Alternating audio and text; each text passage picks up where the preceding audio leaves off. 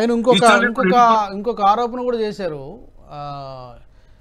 రాజు యొక్క king soul ఎలాగైతే ఇది ఉంటుంది, ఏదో సామెత ఉంది కదా, దాన్ని పోలుస్తూ ఈవీఎంలలో ఉంది, ఈవీఎంల ద్వారా అలాగే సంస్థలను ఉపయోగించుకొని ఎన్నికల్లో విజయం సాధిస్తూ వస్తున్నారంటే ఆరోపణ కూడా చేశారు. దీనికి ఒక బీజేపీ రిప్రజెంటేటివ్ గా మీ సమాధానం ఏంటి? ఇప్పుడు కాంగ్రెస్ భారతీయ జనతా పార్టీ పక్కన పెట్టండి, అధికార దుర్వినియోగం చేసి ఈ దేశ రాజకీయాల్లో మలుపు తిప్పి ఎమర్జెన్సీ తీసుకొచ్చింది.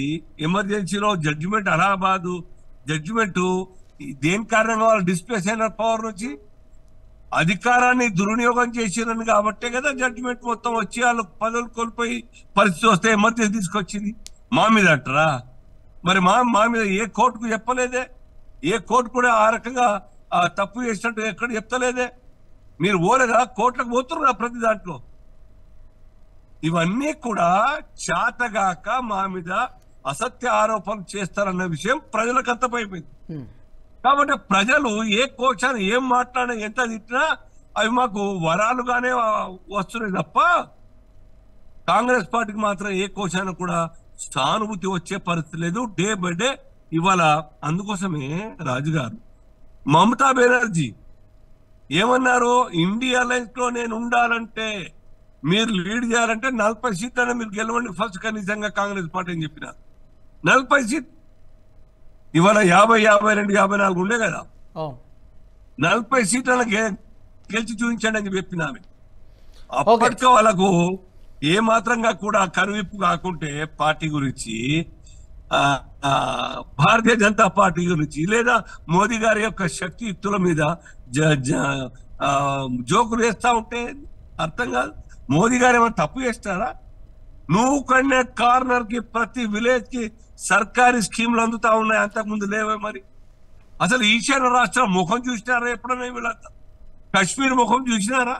కశ్మీర్ లో కాలు పెట్టే పరిస్థితి లేకుంటే మోదీ గారు వచ్చిన తర్వాత బాగా అయితే ఈయన పాదయాత్ర చేసి అక్కడ జెండా ఎగేస్తాడు.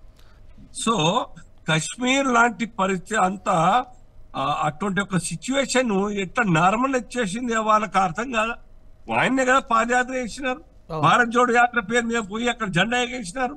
మరి వాళ్ళ కాలంలో ఎందుకు పోలేదు? 10 సంవత్సరాల కాలంలో, అంతకుముందు రాజీవ్ గాంధీ ఉన్నప్పుడు ఎందుకు పోలేదు? వాళ్ళు వాళ్ళ చేతులనే కదా, మరి ఎందుకు నార్మలైజ్ చేయలేకపోయినారు వాళ్ళు?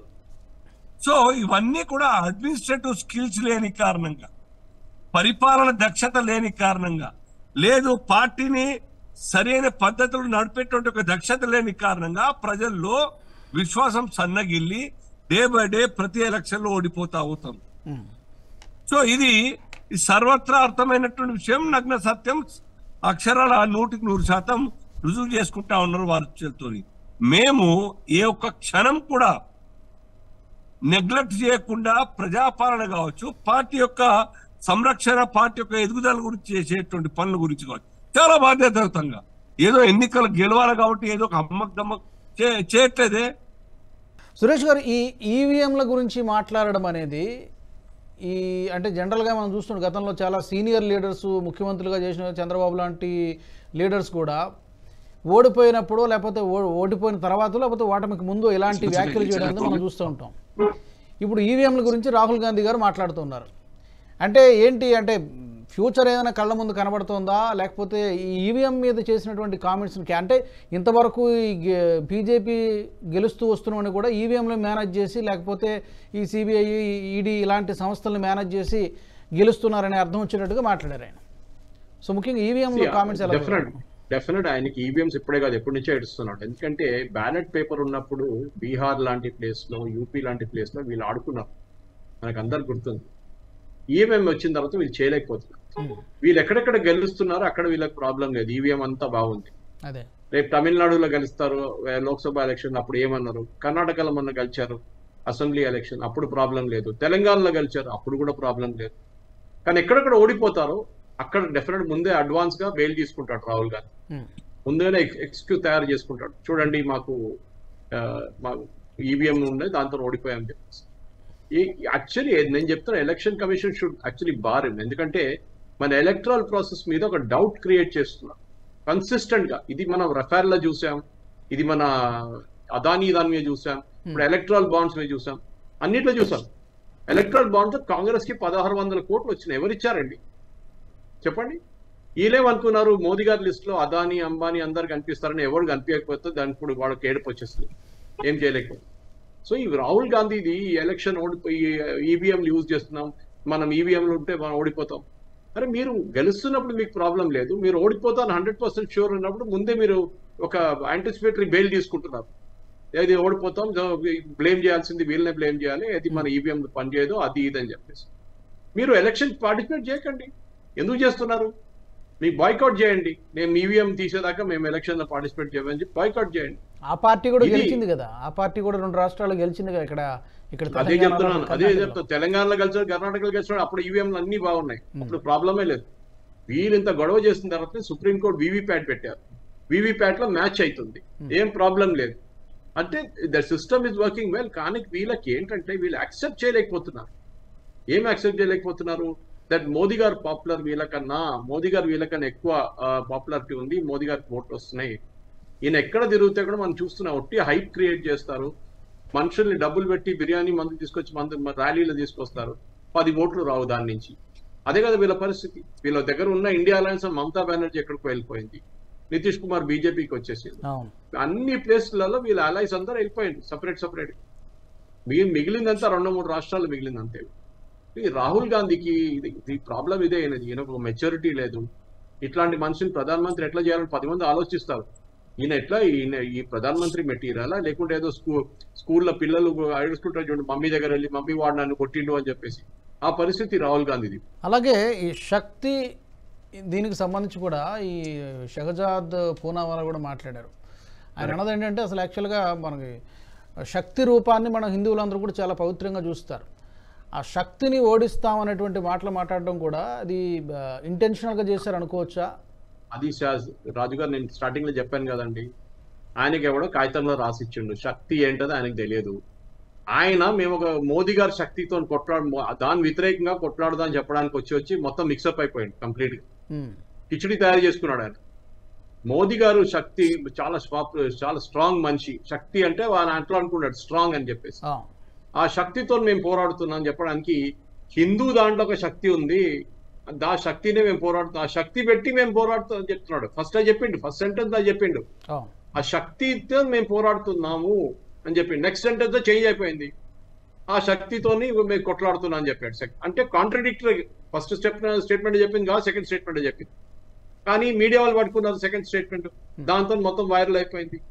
ఎక్కడ ఏ ఛానల్ అని చూడండి, నేను సాయంత్రం నుంచి మా లాంగ్వేజ్ ఛానల్ మలయాళం మీకు తెలుసు కదా, మలయాళం ఛానల్స్ వాచ్ చేస్తున్నాను, అన్నిట్లో ఇదే డిబేట్ నడుస్తుంది. వీడు ఏం మాట్లాడుతున్నాడు, వీడికి తెలుసా ఇప్పుడు ఫస్ట్ టైం కాదు కదా, మనం ఎప్పుడూ చూసాం. రాహుల్ గాంధీ ఎన్నోసార్లు అర్నబ్ గోస్వామి ఇంటర్వ్యూలో 2014లో మనం చూసాం. మన ఉమెన్స్ ఎంపవర్మెంట్ మాట్లాడితే మన్రేగా అంటాడు. మన ఖర్గే గారు కూడా అదే కదా, ఖర్గే గారి దగ్గర మీది ఇట్లా ఏం నడుస్తుంది, ఇట్లా ఎందుకు సందేశ్ ఖలీలో ఏం నడుస్తుంది అంటే ఆయన మన్రేగా గురించి మాట్లాడు. వీళ్ళు అంటున్నాడు నేను ₹1,00,000 ఇస్తున్నాను ప్రతి మహిళకి అని. ఎంత మహిళలు ఇండియాలో ఉన్నారు చూడండి పేదవాళ్ళు, వాళ్ళని టోటల్ చేస్తే భారతదేశంలో మొత్తం బడ్జెట్ 80% పోతుంది దాంట్లో. ఈయనకి తెలుసు ఎలక్షన్ గెలవడం చెప్పేసి. ఎలక్షన్ గెలవడం తెలిసిన మనిషి ఏ ప్రామిస్ అని చేస్తాడు, నేను అందరికి కిలో బంగారం ఇస్తా అంటాను రేపు పొద్దున. ఎందుకంటే నేను ఎప్పుడు గెలవను, నేను ఎలక్షన్ నిలబడితే నేను గెలవను, నేను ప్రధానమంత్రి కాదు. అందరికి చెప్తా, అన్ని మహిళలకి నేను రేపు పొద్దున పెళ్లి కావాల్సిన అమ్మాయిలు అందరికీ కిలో బంగారం పెడతాను అని తెలుసు. ఓటు వేయరని ఎవరు బిలీవ్ చేయరు. మీరు ఆలోచించండి, వీళ్ళు ₹1,00,000 వేవరు, ₹2,00,000 వేవరు అని చెప్పారు రైతులకి. మోదీ గారు ఇస్తున్న ₹6,000 అంతే. కానీ మోదీ గారు ₹6,000 వాళ్ళకి భరోసా ఉంది, రాహుల్ గాంధీ ₹1,00,000 అసలు భరోసా లేదు. అది వాళ్ళకి చాలా క్లియర్ గా తెలిసిపోయింది. మోదీ గారు ఇస్తున్న ₹6,000 కరెక్ట్ టైంకి వస్తుంది, వీళ్ళది ₹1,00,000 ఇస్తాం, 2,00,000 ఇస్తాం, వేవర్ చేసేస్తాం, మాఫీ చేస్తాం, రుణమాఫీ అంటారు, ఎవడు పట్టించుకోడు. ఇక్కడ కూడా తెలంగాణలో కూడా అదే చూస్తున్నా. ఫస్ట్ 6 months హనీమూన్ పీరియడ్ ఉంటుంది, ఎవడు అడగడు.